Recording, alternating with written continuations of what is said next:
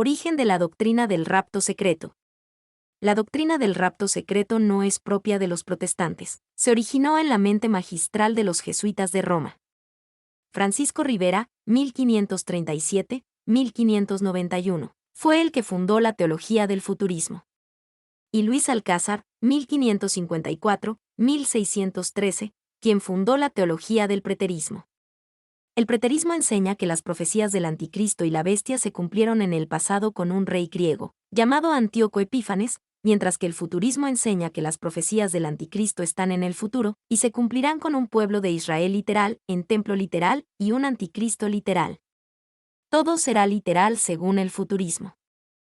Los jesuitas, con el objetivo de contrarrestar la reforma protestante del siglo XVI, se inventaron un falso sistema de interpretación profética futurista, ya que en esta fecha, muchos reformadores, incluyendo Martín Lutero, señalaban al papado como el anticristo y a la Iglesia como la ramera del Apocalipsis.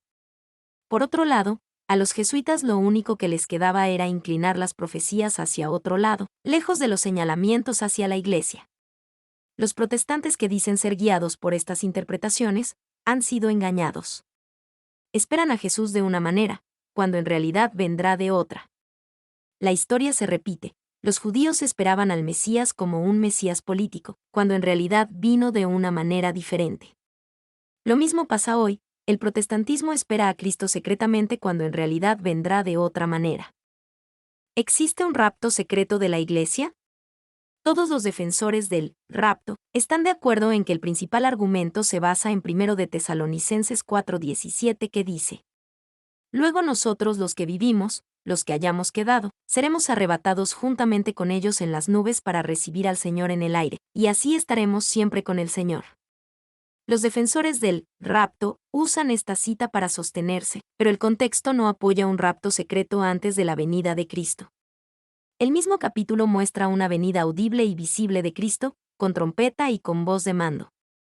Pero este pasaje, que según ellos describe la venida secreta, dice claramente que Cristo vendrá, con voz de mando, con voz de arcángel, y con trompeta de Dios, lo que hace imposible que sea un suceso secreto. No creo que una trompeta suene secretamente, eso sería absurdo. Por otro lado, Jesús no viene a raptar a nadie, Él viene a traer lo suyo, lo que compró con su sangre. El que rapta es el diablo, él es el ladrón, homicida y destructor. Ver Juan 10:10. Jesús es el Rey de Reyes y Señor de Señores. Como vemos, la palabra rapto y su doctrina no posee base bíblica, es una manipulación de textos sacados de contexto por las iglesias protestantes. ¿Qué dice la Biblia sobre la venida de Cristo? Jesús mismo enseñó cómo será su regreso. Glorioso, Mateo 24:30. Visible, Apocalipsis 1:7. Personal, Hechos 1:9 al 11. Será audible, el Señor volverá, con voz de mando, con voz de arcángel, y con trompeta de Dios. Mateo 24:31. En esa ocasión los cielos mismos serán estremecidos, con grande estruendo, y los elementos ardiendo serán deshechos, segunda de Pedro 3:10. Y también entonces, en medio de estos fenómenos espectaculares, los muertos que han creído en Jesús serán resucitados, y se unirán a los justos que estén vivos. Luego ambos grupos serán arrebatados en las nubes para recibir al Señor en el aire. Primera de Tesalonicenses 4:16 al 17. Conclusión. Lo que desea Satanás es que no estés preparado para la gran tribulación, ya que el futurismo enseña que te irás primero para no sufrir. Como Satanás no puede quitarte la Biblia, lo que hace es añadir o quitarle a la palabra de Dios. El mismo método que usó para hacer caer a Adán y Eva lo sigue usando en nuestros días. Entonces, ¿cuál es el método correcto de interpretación profética? El método historicista.